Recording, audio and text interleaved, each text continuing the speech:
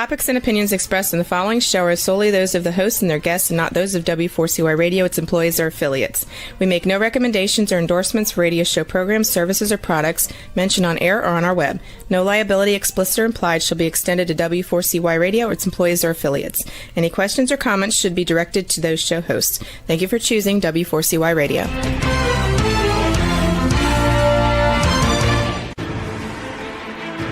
What's working on purpose anyway? Each week, we ponder the answer to this question. People ache for meaning and purpose at work, to contribute their talents passionately and know their lives really matter.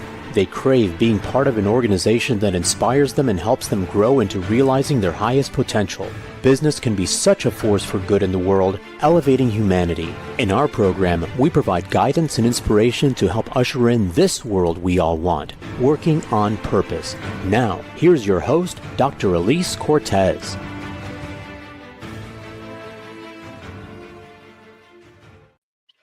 Welcome back to the Working on Purpose program, which has been brought to you with passion and pride since February of 2015. Thanks for tuning in again this week. Great to have you. I'm your host, Dr. Alise Cortez. If we have not met before and you don't know me, I'm an organizational psychologist, management consultant, logotherapist, speaker, and author. My team and I at Gusto now help companies to enliven and fortify their operations by building a dynamic, high-performance culture and inspirational leadership activated by meaning and purpose. And did you know that inspired employees outperform their satisfied peers by a factor of 2.25 to 1? In other words, inspiration is good for the bottom line. You can learn more about us and how we can work together at gusto-now.com or my personal site, alisecortez.com. Getting into today's program, we have with us today Dr. Thaddeus Metz, who has established himself for having helped to develop life's meaning as a distinct field of Anglo-American philosophy and currently serves as a research professor at the University of Pretoria in South Africa. He is a prolific author, having published more than 300 professional books, chapters, and articles, which include such as Meaning in Life, an Analytic Study, God, Soul, and the Meaning of Life, and What Makes Life Meaningful, a Debate. He joins us today from Pretoria, South Africa. Professor Metz, welcome to Working on Purpose. Hi, thanks for having me, Alise. It's wonderful to have you. I terribly enjoyed this book. I read it cover to cover, as I always do, and a couple of the other things that you sent me as well. So I really applaud your work. And as I told you before we got on air, I went down the rabbit hole, and I mean, you really got me thinking about some things. So I really appreciate your work. Oh, that's heartening. Glad to hear it. Yeah, so you've got at least one fan. We know that, right? Terrific. I want to start with something that I think is pretty profound, even the way you opened the book. It's, you've situated the book as a debate between you and Professor Joshua Sechrist. And what I love about it, Thad, is I love that there's a playful banter, but there's a respectful banter. And what I also want to just call out here is just how you really, you're showing us, you're modeling for us how to have a productive, respectful debate where you can completely disagree with each other on tremendous grounds, but then, as you say afterwards, but then go have a beer together afterwards. I think that's the world we need right now. If you could please help us with that, Thad. Yeah, I think that's a model, and it's a kind of meaningful engagement, I actually think. You mentioned two things, a dialogue on the one hand and searching for truth together in some kind of constructive way. And I don't think that's, I don't think meaning in life is completely a matter of those things. But when they're absent, we notice, and there's something missing. And we see this in some of the images that philosophers use to capture a meaningless life. So Robert Nozick, about 50 years ago, he was a Harvard philosopher, lecturer there, and he imagined that there was what he called an experience machine, and he didn't have it's basically a virtual reality device. That's what we would call it these days, but there was no such thing 50 years ago, and he imagined that you could get into this device and it would simulate various activities. So you would think you're writing the great American novel, or suppose you're having a great romance, but you're not actually there doing that. You're fooled by the machine. And he came up with this thought experiment to suggest that while a life might be happy in such a machine, it would be missing some meaning. And part of the reason he thinks is that we would be isolated from each other. We would just be alone with the technology on the one hand, but we would also be deceived on the other. We wouldn't be in touch with the truth. And so it looks like for many of us doing philosophy, meaning comes from coming together and in search of truths. That's part of what's going on in a meaningful life. It's really beautiful.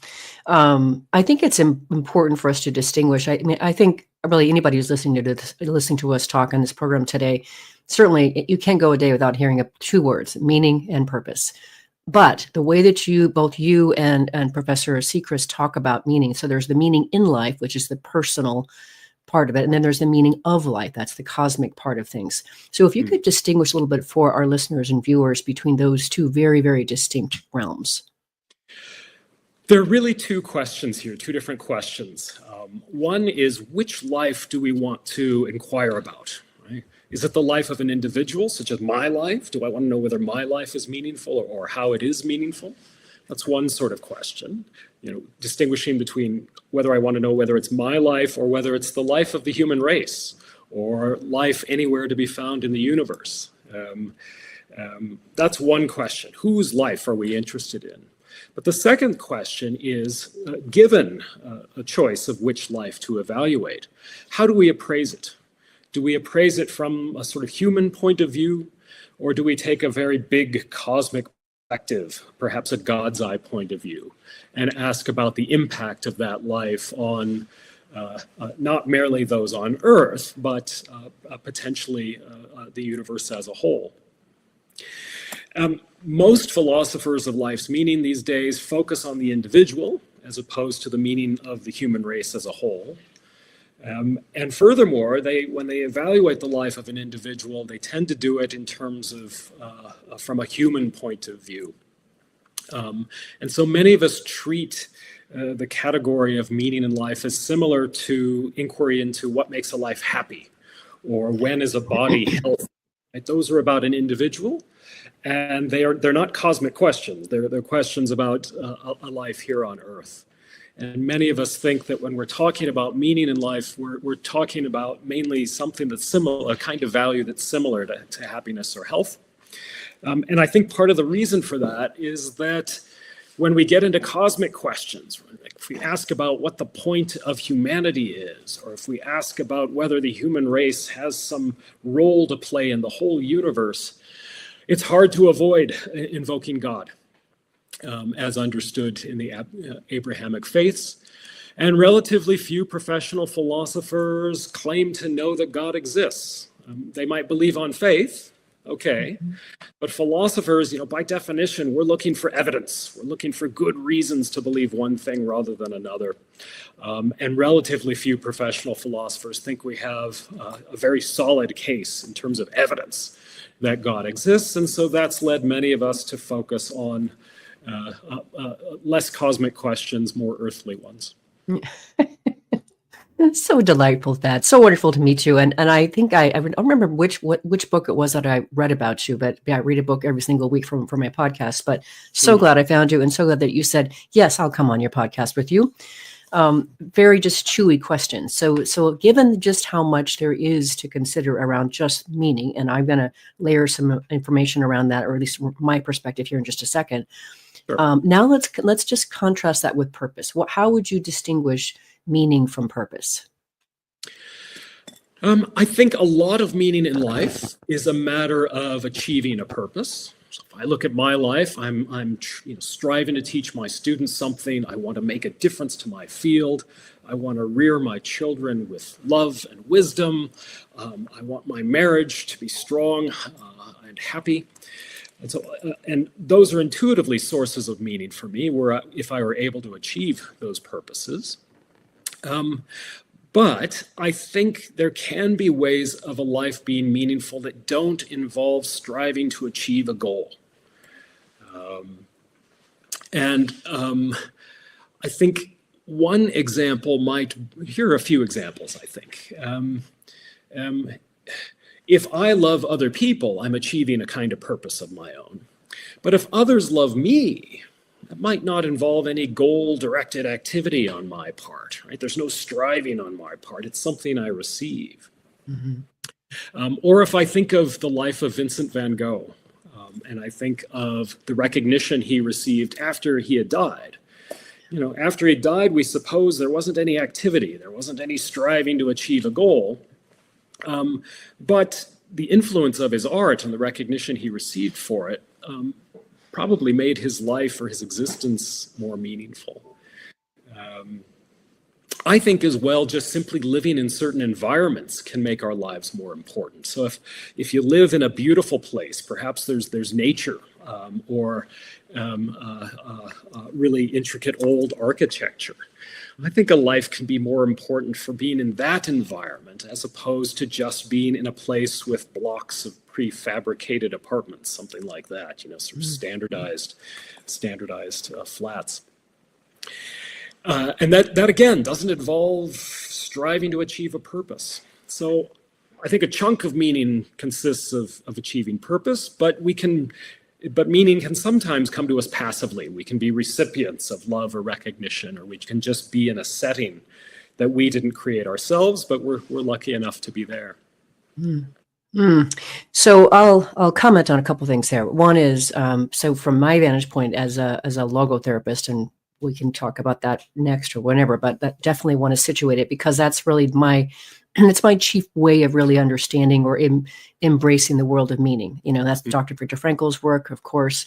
And so, the way that it's situated in logotherapy or logophilosophy is that meaning is really, it's our chief concern and it's our chief source of energy. So how I distinguish meaning and purpose is meaning is our energy source, and purpose is the directionality, if you will, of where we're aiming, if you will, our passions and our energies. So that's how I like to situate it. Do you know anything about logotherapy or? I read Frankl long ago, and I sort of have a broad sense of the basics. Sure. For my own view, I think achieving the purpose is often meaningful. It's got to be the right purpose. Can't just be any purpose. Yep. Right. If the purpose is to just count blades of grass or walk in a circle consistently, and there's no sort of valuable output, it's not meaningful. It doesn't make one's life more important. There's got to be something more to the purpose. Yeah, and that's where this is so interesting, Thad. I mean, I really got interested in the world of meaning and purpose in my mid-20s when I was then at that time living with my boyfriend, first in Spain and then in Brazil for a total of about 3 years. An amazing life, a really, really beautiful, opulent life, live-in maid, chauffeur, gardener, the whole thing. And what I discovered, though, was the emptiness of that. And that's when I discovered that we as humans are, we're best when we're needed. And you talk about that too in your book. And that's, of course, the self-transcendence part of things. And so, what I talk about in my work is purpose is always about serving something beyond yourself. And so the counting the blades of grass, et cetera, really isn't helping someone else or something else. So therefore it wouldn't really qualify for a purpose either. But anyway, so that's just where it came from for me, as I discovered just how empty it is when you really aren't being of service. You're not being needed. Yeah, I think that's true. And a lot of that comes down to activity, doing something. So if I go back to the experience machine thought experiment, there isn't an agent, there isn't an actor fulfilling a purpose. It's another problem with a life in that sort of thing. And again, it can be very happy to passively receive pleasure, let's suppose. And it sounds like you lived a very pleasant life when you were did. But I did, yeah. Meaning typically comes from doing, from being active, and as you said, contributing to something beyond oneself, typically. I love the phrase that I've used. I don't remember where I came up with it. Oh, I know. I borrowed it. Wild alive scratching. It's, I do this with organizations, help them to wild alive scratch for their purpose, to articulate that. But now I can tell you where that phrase came from. It's Dr. Seuss. Oh, yes, the very wise Dr. Seuss.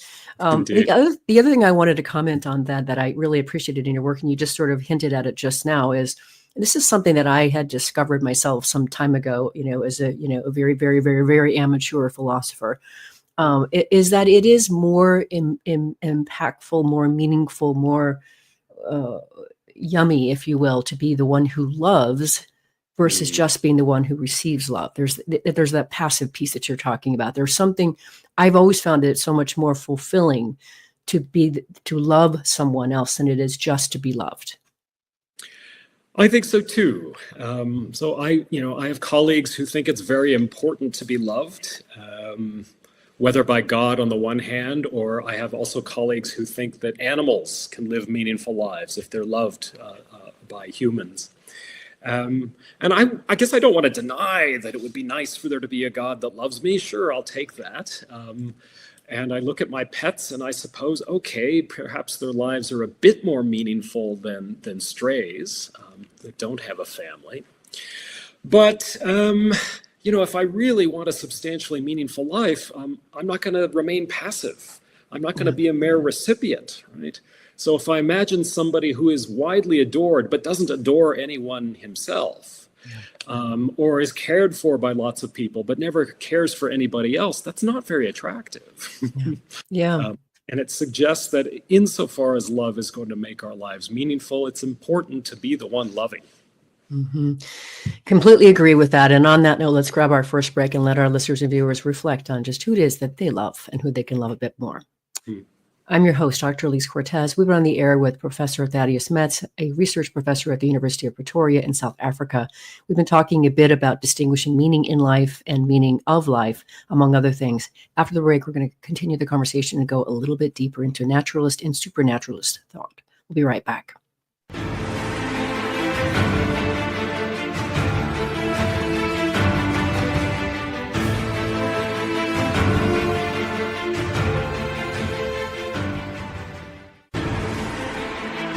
Dr. Alise Cortez is a management consultant specializing in meaning and purpose, an inspirational speaker and author. She helps companies visioneer for greater purpose among stakeholders and develop purpose-inspired leadership and meaning-infused cultures that elevate fulfillment, performance, and commitment within the workforce. To learn more or to invite Alise to speak to your organization, please visit her at alisecortez.com. Let's talk about how to get your employees working on purpose.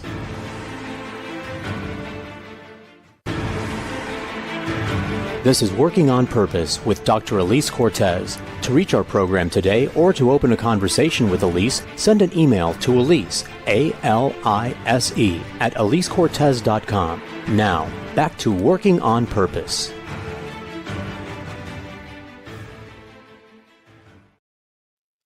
Thanks for staying with us and welcome back to Working on Purpose. I'm your host, Dr. Alise Cortez, as I am dedicated to helping create a world where people realize their potential at work and are led by inspirational leaders that help them find and contribute their greatness and do business that betters the world. I keep researching and writing my own books. So one of my latest came out. It's called The Great Revitalization: How Activating Meaning and Purpose Can Radically Enliven Your Business.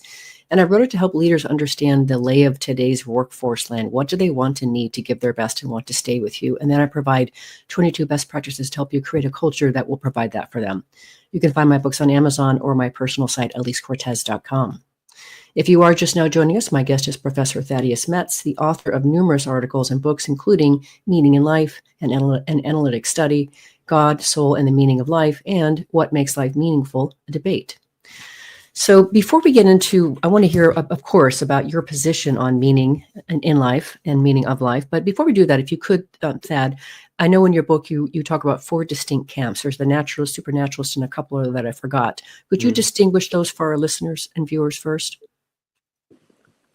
I think the most important distinction amongst philosophers is between naturalism on the one hand and supernaturalism on the other.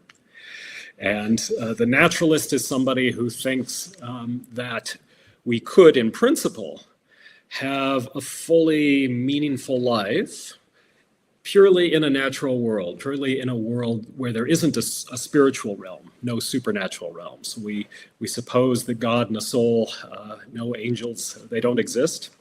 And the naturalist maintains if the world is like that, if we just are in a physical world, our lives could be meaningful. The supernaturalist denies that. The supernaturalist says, nope, we need some kind of spiritual condition, God or a soul, at least in the Abrahamic and Western tradition, those feature centrally. Those have to exist. At least the bulk of meaning in our lives is going to come only from those kinds of beings. And the grand debate in the Western tradition amongst philosophers over the past 200 years or so has been between naturalism on the one hand and supernaturalism on the other. And I myself plunk for the naturalist view. And that's because I imagine sort of exemplars of really meaningful lives. So I imagine the life of Albert Einstein or Mother Teresa or John Coltrane, and I look at their accomplishments and I think to myself, gosh, even if there's no God, even if these three individuals have not survived the death of their body, they don't have a soul, they're dead and gone, still, they had meaningful lives.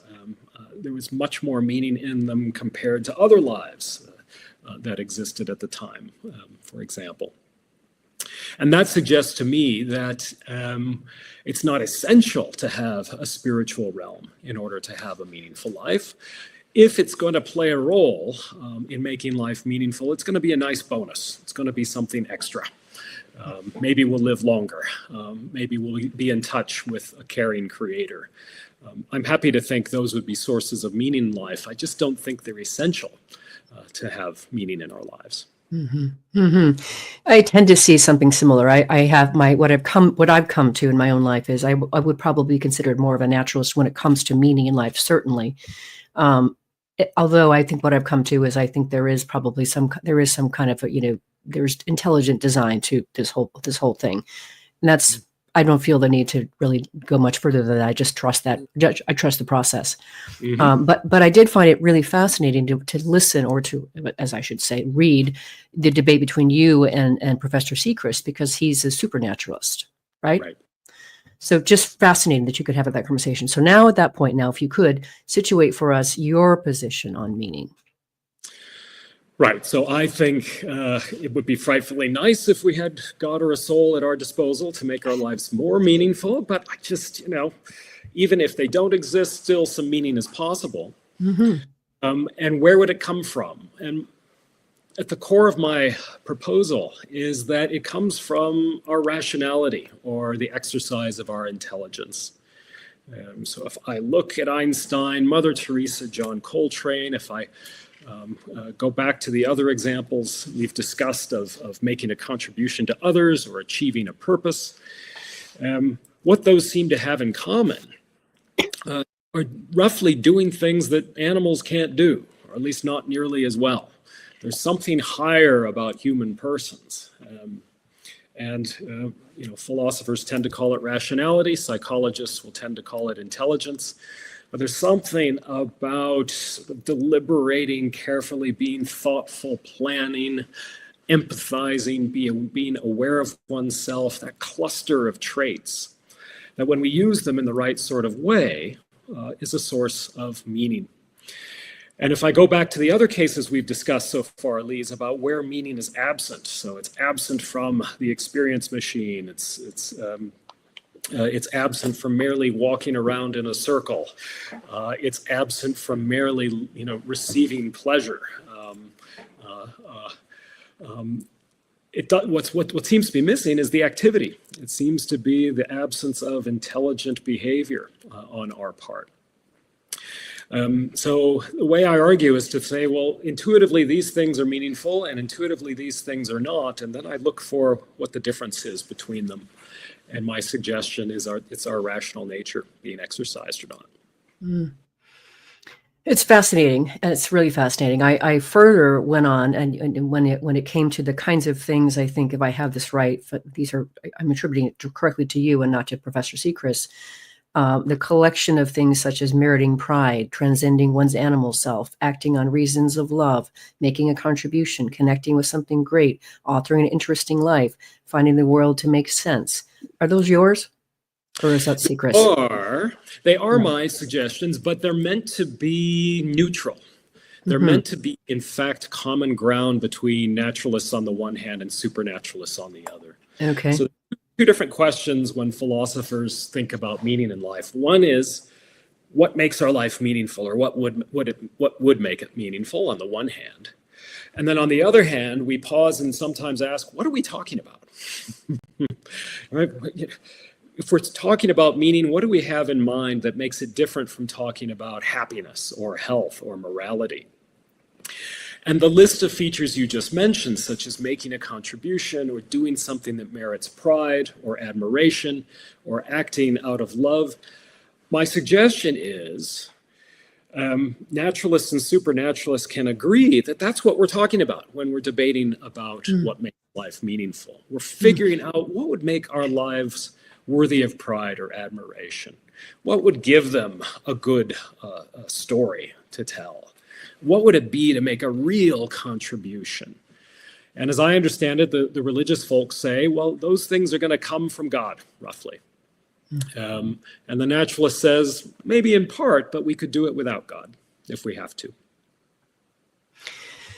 Thank you for that. That was just there was a lot that I could certainly connect with on that whole list. For me, of course, made complete sense. I'm in alignment with that for sure. I don't know how you could argue against that list personally, but I do want to go a little bit deeper into your particular stance about the intelligence as being such an important construct and it is how it is that we experience meaning in life.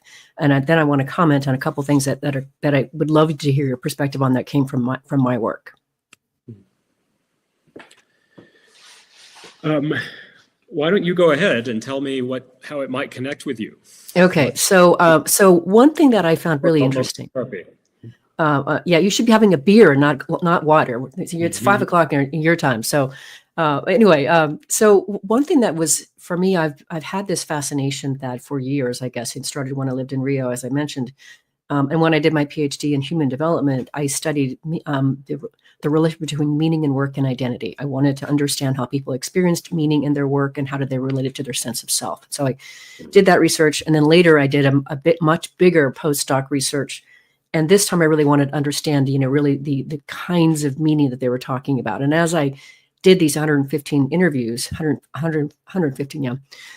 What I discovered was, as people talked about what was meaningful in their work, I could code it against like Maslow's hierarchy of needs. And what I discovered when I did that, when I started coding for the kinds of meaning people were talking about, it's one thing to say I make a lot of money and I have this big house. That's more the security level down here. People say things like, I'm really proud of my work, or I feel like I get to live my highest values by doing my work, or, I'm my purpose or whatever it is. What I discovered, which kind of aligns with what you're talking about with regard to the power of intelligence to drive meaning, is that generally speaking, or not even generally speaking, in terms of my study, what I discovered was the more frequently people experienced the higher kinds of meaning available in Maslow's hierarchy, the more meaningful they found their work, and generally the more important it was for their sense of identity. That's what I discovered.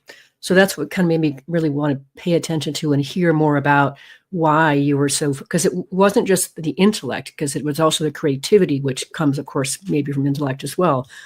But that's what I discovered. That makes a lot of sense to me. So if I recall what Maslow says about self-actualization, the highest need, it's a matter roughly of realizing your talents, right? You bring aspects of yourself together to be creative or to solve problems or to achieve something morally. And you do it, moreover, in the light of a clear perception of reality. That's also important for him. And each one of those things looks to me like a kind of intelligence. Right? So to have a clear apprehension of reality is to know something. That is an exercise of the intellect in a more narrow sense. To be creative, to solve problems, to make some kind of moral achievement. Again, all of these involve rationality or intelligence. There are different kinds of intelligence that psychologists distinguish between. It's not all just IQ. So I think emotional intelligence or aesthetic intelligence are also important sources of meaning. And those can also be in play in the workplace. And that's could count as sources of self-actualization. That's what I found as well. So they're various kinds. So today, what I've kind of come to that is, I think I've really become quite obsessed with the idea of consciousness, and for me, that is maybe a way to. It's a container for various kinds of intelligences. Maybe that's what I've kind of come to. Could you comment on that? What your perspective or your stance on consciousness? Yeah, so it depends how we define our terms. But if we say consciousness is a matter of simply an awareness of something, so awareness of being in pain, or one can see light. I mean, those are sort of more basic, rudimentary forms. I think meaning requires consciousness, but I think it requires a special kind, which I would call self-consciousness or self-awareness. So if we're talking about self-consciousness, we're talking about a being aware of oneself as a self, distinct from other parts of the world and other selves. And it looks like we human persons have that to a very rich extent, right? And it looks like animals, or at least lower animals, don't have that. I just don't think my cat is aware of itself. It's aware of food, and it's aware of warmth.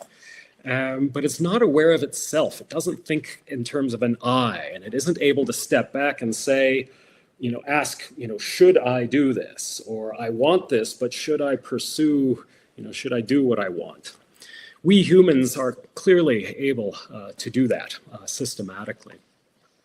And I think that's at the root of our rationality. It's what enables us to act for good reasons, to step back and say, should I do this? Do I have a good reason to do this? And if I'm going to do it, how am I going to achieve this goal? So if it were just consciousness that were enough for a meaningful life, then my cat would have every bit as meaningful a life as I do. But I just don't think that. I don't think his life is meaningless, but I think the human's got a lot more going for it when it comes to being able to live meaningfully. And I think ultimately that's because we can be aware of ourselves and step back and act for good reasons as opposed to bad ones. Appreciate how crisp you are, Thad. This is a delicious conversation. Let's grab our last break. I'm your host, Dr. Alise Cortez. We've been on air with Professor Thaddeus Metz, a research professor at the University of Pretoria in South Africa. We've been having a most chewy conversation. We'll continue when we come back after the break. We'll be right back.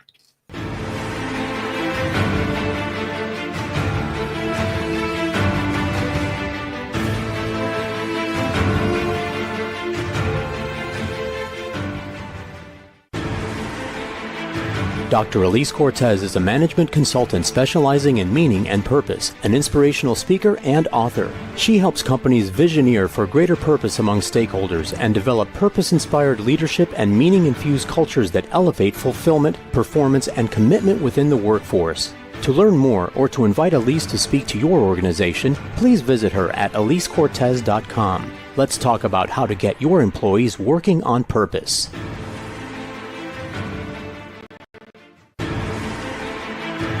This is Working on Purpose with Dr. Alise Cortez. To reach our program today or to open a conversation with Alise, send an email to Alise, A-L-I-S-E, at alisecortez.com. Now, back to Working on Purpose.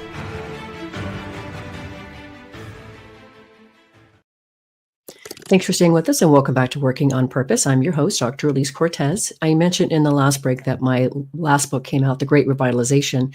What I did for you is I created a simple 3-page assessment that you can pull off my website. It will help you understand the extent to which your organization is meeting the needs of today's discerning workforce. You can find it at gusto-now.com. If you are just now joining us, my guest is Professor Thaddeus Metz. He's the author of numerous articles and books, including Meaning in Life, an Analytic Study, God, Soul, and the Meaning of Life, and What Makes Life Meaningful, a debate, which I just recently read. It was magnificent. So before we get into further uncovering a bit more of what's under your perspective and such, I want to share with you a bit more about logotherapy and let you respond to that. And what happened for me is I of course came across his work when I was doing my PhD program, but then I was reintroduced to him in 2019, and I had somebody in my podcast talking about it. And then I went down and became like a diplomate level, which is like a level, like a master's level degree in that. So in logotherapy, the whole idea is that the main principle is that our chief concern as humans is meaning, and it's our chief energy source. And so our meaning is registered around that which we value. So what you find meaningful will be different from what I find meaningful because we have different values. I already know that you value intelligence and rationale and intellect. I already know that. So the way that it breaks down is that we have three sources of meaning available to us as humans through logotherapy. The first is our creative contributions. What do we give of ourselves to the world? That's important to us. In other words, that we value. I think for both of us, it's going to be partly our authorship, what we've given to the world in that way. The second source is what experiences or encounters do we take from the world that are valuable and meaningful to us? I call that inspiration. The first one I call passion. So whether it's, for me, this conversation is meaningful to me because of the experience that it provides me, right? It's inspiring to me. Then the third source is our attitudinal stance of however we choose to respond when life throws at us, whatever it does. And of course, I call that mindset. So those are the three sources that are available. And when I'm out speaking to audiences, I help them, understand that, because it's one way we can activate meaning in life on that personal level you're talking about. That, to me, I want to be able to offer to people who literally are oftentimes walking through life dead otherwise. I mean, I've been a card-carrying member of the Walking Dead. I'm not judging anything. I just want to help those people, right? So could you comment on just your perspective on logotherapy? What's your stance on that now that you've heard a bit more about it? Yes.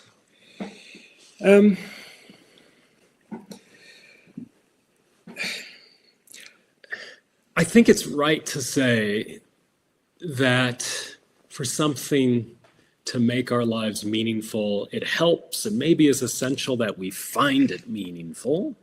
Right? It's got to be meaningful to us. That sounds right to me, but I'd be wary of suggesting that anything we find meaningful really is.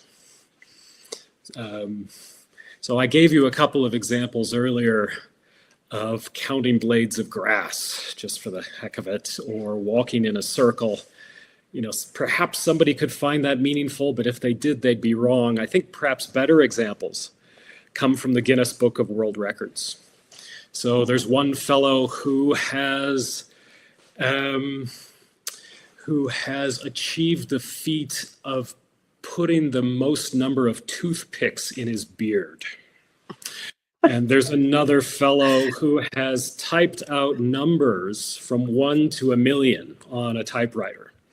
And not numerically, right? He's written out 1, 2, and so on up to 1,000,000. And I suppose these two were probably fairly dedicated to their task, and it might well have energized them. Right after he slept, he got down to 500,001 and started the day and kept going. But maybe there's some meaning there, but it's not as much, I want to suggest, as other activities these folks could have undertaken. And so, other themes that we've, come up in our conversation, Alise, like creativity or making a contribution to others, those look like important ways to orient one's life if one wants something meaningful. So it isn't enough to find an activity meaningful. It's got to be meaningful objectively, as we philosophers say. And then you want to find what's really meaningful. It's got to be meaningful to you. And it's got to energize you, as you put it. So I would just tweak things there. I like the suggestion that simply in our attitudes and the way we think about the world, or way we orient our mind towards the world, can be a source of meaning. And I know Frankl was thinking there of having been in a concentration camp and not being able to do very much. Right? So I've emphasized intelligence, rationality, doing, creativity, morality, and there just wasn't much opportunity for those kinds of things where Frankl was at times. And he suggested plausibly that simply your mindset can be a source of meaning. And so I think, retaining a sense of self-respect or being aware of one's dignity in the face of mistreatment, that makes sense to me as a source of meaning. But I think the other thing I'd want to add is that it's better outside the concentration camp than in it when it comes to meaning. Mm-hmm. Yeah. It's one source, but if we really want a richly meaningful life, we're going to want to be able to engage with other people and in creative, constructive ways. Yeah, you really are, augmenting what the whole stance is. So it's very interesting to hear your perspective on that. I want to go next, if we can. This is going to be, maybe it'll be a continuation of what you just said there, but I was really also intrigued with this idea that you have in the book that I read anyway, that meaning is encapsulated in the good, the true, and the beautiful. Can you say more about that? Yeah, so in my first book titled Meaning in Life, an Analytic Study, I really pored over what English-speaking philosophers mainly have had to say about meaning over the past 100 years. And I kept noticing this cluster of the good, the true, and the beautiful. And sometimes it was explicit. Sometimes the philosopher would use those words. Other times it was implicit with the kinds of examples they would use. They would give examples like Einstein or Mother Teresa or Coltrane or artists. And so a lot of the field thinks that meaning is at least centrally located in these three kinds of activities. And so by the good, they mean beneficence, or acting in a way that makes others better off. And so that would involve being part of a family, or having friends, or working for charity, or advancing justice. That's what the good is supposed to signify. Okay. And then the true is intellect, as you phrased it earlier. So it could be a matter of getting a formal education, but it doesn't have to be. It could be a matter of being wise, or coming to know yourself could also be an instance of the true, and not, as opposed to being, deceiving yourself.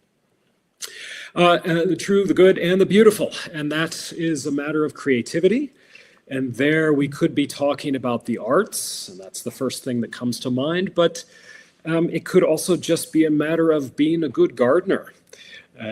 Or it could be, the beautiful could be realized in one's style of clothing, or even in one's humor. Humor can be creative as well. So I don't think all meaning is a function of the good, the true, or the beautiful. And I think I can find exceptions. So if a person overcomes an addiction or a personality disorder, that doesn't look like it's a matter of the good, the true, or the beautiful. Right? I'm not helping other people. I'm not doing anything particularly creative. Intellect doesn't seem involved in the first instance anyway. But it would be meaningful, I think, to overcome an addiction. So I don't think everything about meaning is a matter of the good, the true, and the beautiful, but it really, that triad captures an awful lot of what we have in mind. Mm-hmm. It does. It's beautiful. One of the other things that's coming to me, and it is the next question I wanted to talk to you about anyway, but it's really this notion I'm getting more and more present to. It seems like the more, it's almost like the effort, right? The more we have to work for something, the more meaningful it could be. And so, right, if it comes easy, maybe it wouldn't be that meaningful. But I couldn't help noticing in your work, Thad, that you do talk a lot about, like, Mandela. Nelson Mandela is somebody that I really greatly admire. Of course, Einstein. But it seems that you imply that the more impact one has, the more meaningful their life is. Is that fair? I think that's true. So I think both conditions are relevant. So we want to make as much of an impact as we can. And the more effort it takes, the more meaning as well. Mm-hmm. And I think Mandela encapsulates those both tremendously, right? So 27 years in jail, but eventually frees an entire country from a racist dictatorship and becomes the country's first democratically elected president. Those are impressive outcomes, and it took a heck of a lot of work. And we want both, I think. So we don't want to make a lot of effort without having impact. And I also think that we're not going to find a lot of meaning if we make a great impact with little effort. And if I go back to Robert Nozick, the philosopher who came up with the thought experiment of the experience machine, he's got another thought experiment, which he calls the result machine.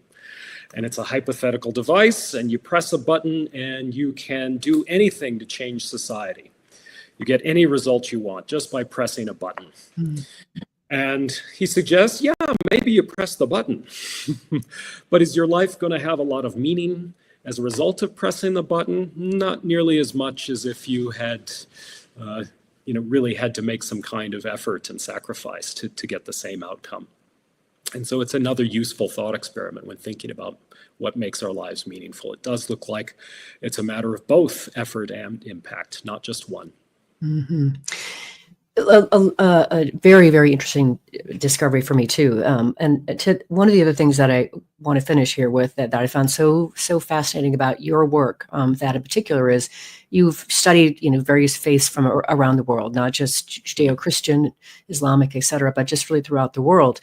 And what I appreciate again about your style of debate, in the book is, the idea of the role of God in your discussion with Sechrist about meaning. It was interesting. I did find myself wondering something similar as you stated in one of the passages. You say, when Professor Sechrist speaks of the discrepancy between central longings of the human heart and the world devoid of God and afterlife, it is not the human heart as such that has these longings, but rather his heart, along with many others in the West.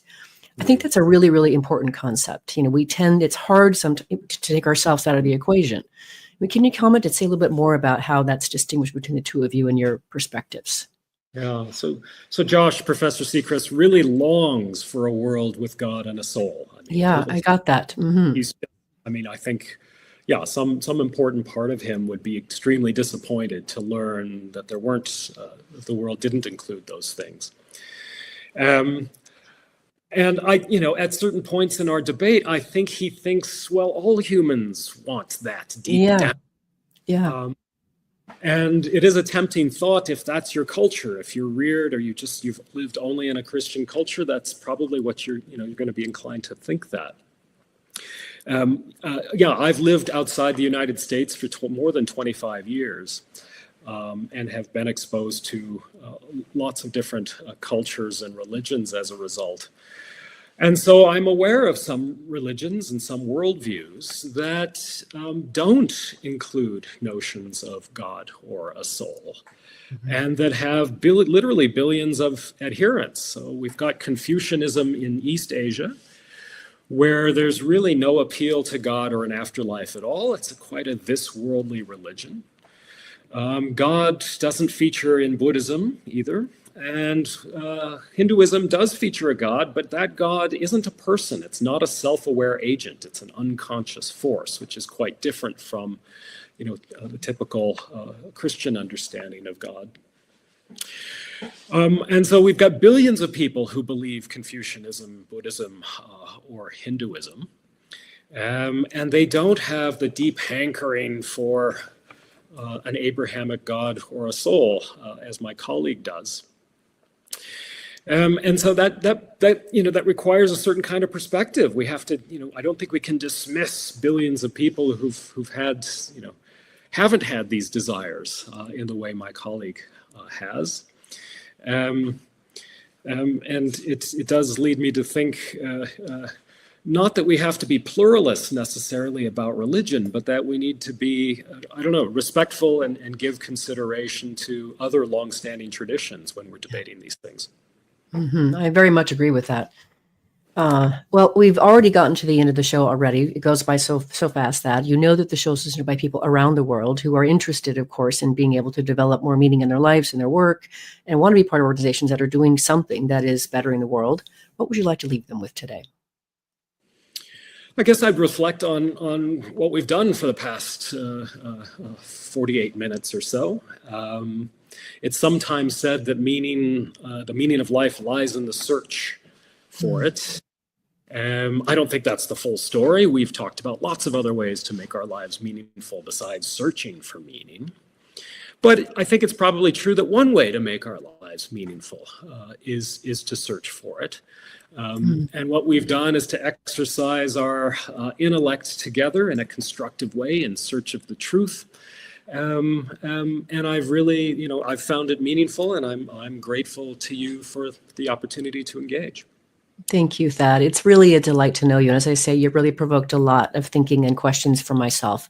And I thank you very much for your work, for helping to really steward and establish this field, and for coming on the show. Thanks for being on Working on Purpose. Thanks again. My pleasure. Listeners and viewers, if you want to learn more about Professor Thaddeus Metz, the work he is doing in the field of meaning in life, or his various articles or books, probably the best way to start that would be to find him on LinkedIn. You can find him listed under his full name. It's Thaddeus, Thaddeus Metz, Thaddeus Metz. See you next week for another nourishing and inspiring conversation on working on purpose. And remember, work is one of the best adventures and means of realizing our potential and making the impact we crave, and can give us the opportunity to do business in a way that betters the world. So let's work on purpose.